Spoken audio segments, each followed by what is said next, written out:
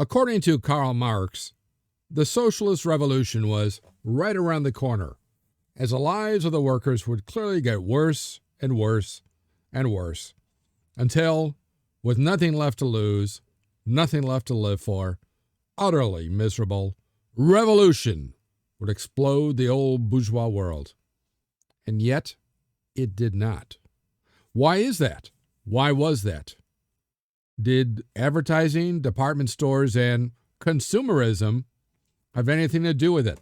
These and other questions will be answered right after this.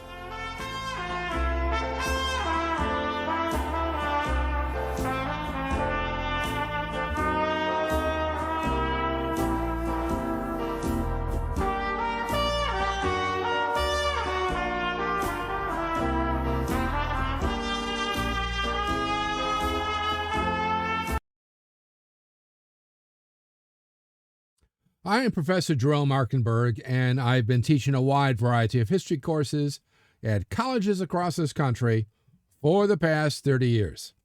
In this video, I'm going to tell you about the rise of advertising, the rise of a new way to shop, department stores, and the rise of mail order shipping.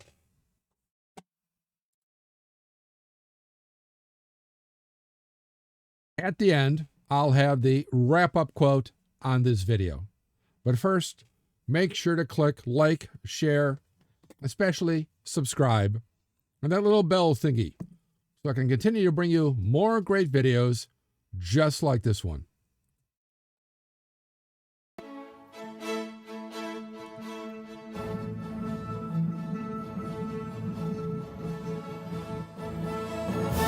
Print advertising began in the early 18th century with posters on buildings, especially trade cards, small printed cards given out by shopkeepers to customers, as you can see in the top right here, and of course the posters at the bottom.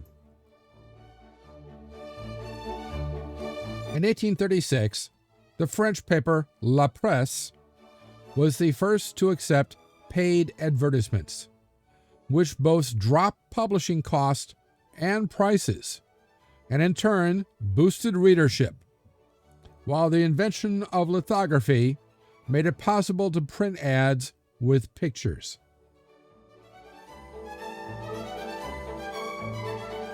In 1840, the world's first advertising agency was founded in Philadelphia by this man pictured here, Volney B. Palmer, who bought large amounts of space in newspapers at discounted rates and resold the space at higher rates to advertisers. Though the copy, layout, and artwork of the actual ad was done by whomever decided to advertise.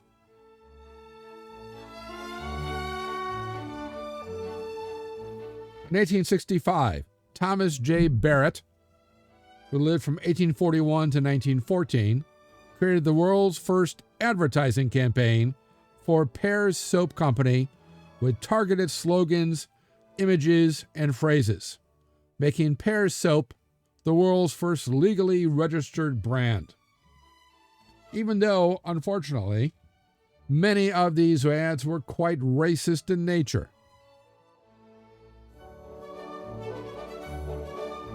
In 1877, James Walter Thompson, founded the J. Walter Thompson Agency in New York, hiring writers and artists to create ads for clients, which, as I said, until then had created their own ads, while also becoming the first to provide copy, layout, package design, trademark development, and market research, such as it then was, for its clients.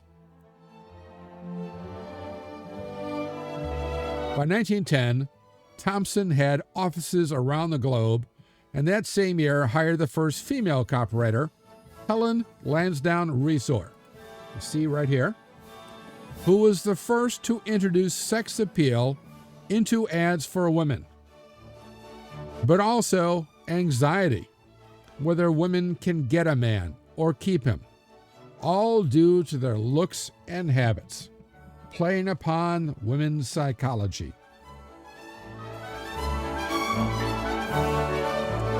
In 1903, Albert Lasker, shown here, became head of Chicago's Lord and Thomas Agency and began using the newfangled science of psychology to devise advertisements getting people to buy products they ordinarily would not, by preying on their fears of not fitting in, or being attractive, or owning the latest model or product, or not keeping up with the Joneses, or not being good parents, or not being good lovers, and a whole host of other fears. As we see here, gray hair costs her job. Ooh. A wife can blame herself if she loses love by getting middle-aged skin. Is your skin middle-aged? So humiliated when she realizes the cause of her husband's frigidity. It's the lack of feminine hygiene. Or married? No reason to neglect your stockings. Make them all great with Lux detergent.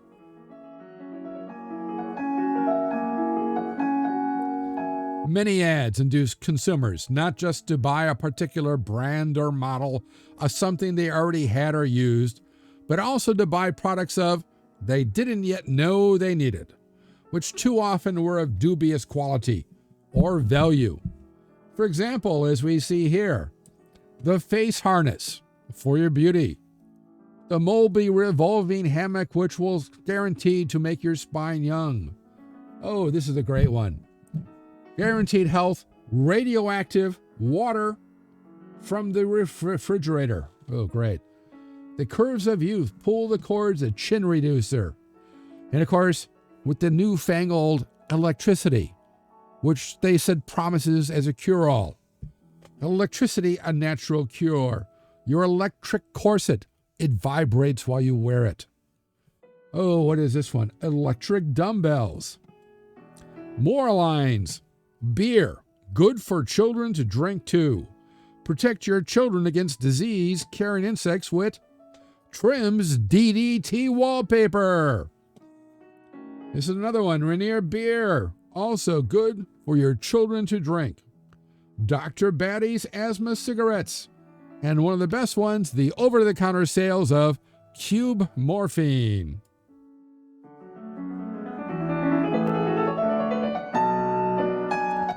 Many of these ads also, sadly, reflected the pervasive racist ideas of the time. Darky and a watermelon, Bull Durham smoking tobacco, Maxwell House coffee, OMG.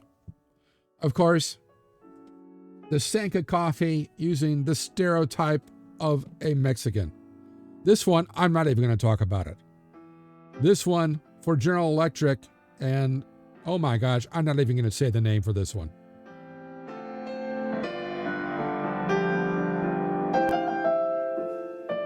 Also, they tended to reflect the sexist gender roles of the time.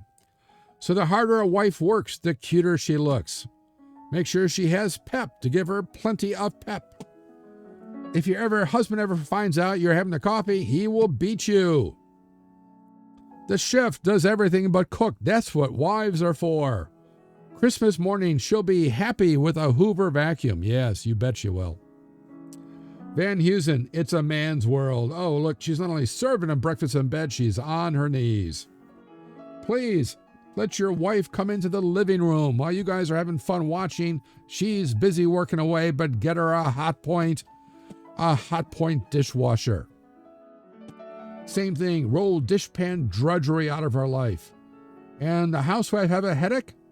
Give her Quaaludes.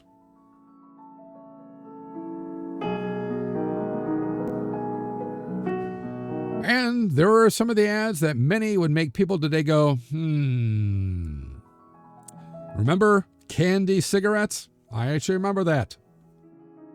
To your young baby, infant, 7-Up. She can have a tummy and still look yummy. Who? Marlboro, smoking indoors next to your baby. Don't let daddy lick me again. What? Wait, is this a school teacher? And he's teaching the kid and they're both in their underwear? Same thing. Wait, why is he in his underwear and the kids in the... Wait, what's going on? For a better start in life, start cola earlier. Oil your teeth with Clorox toothpaste. And more doctors smoke Camel than any other cigarette.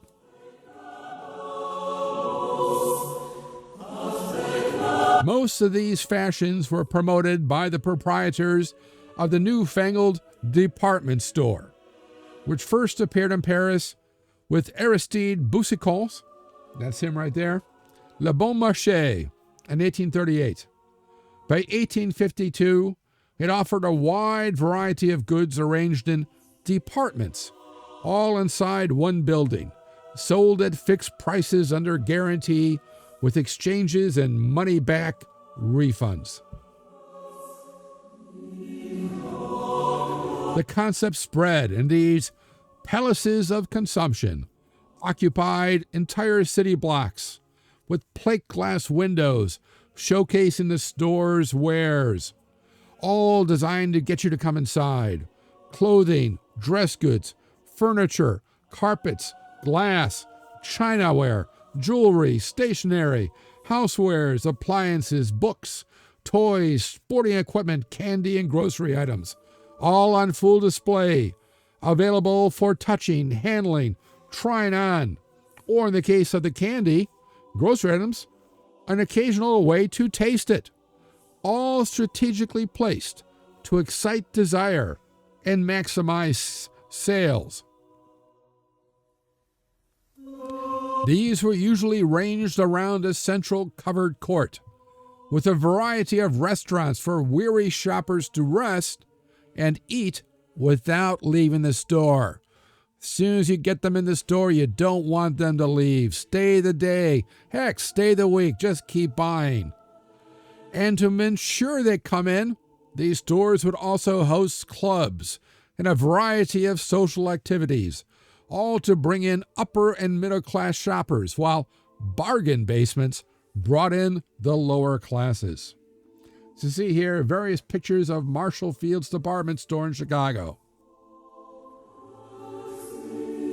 The light, airy interiors of these stores, with entrances connecting directly to mass transit stations, brought in large numbers of customers who came for the lower prices which these stores, with their mass buying power, forced on suppliers, in turn driving many of the old-style shops into bankruptcy.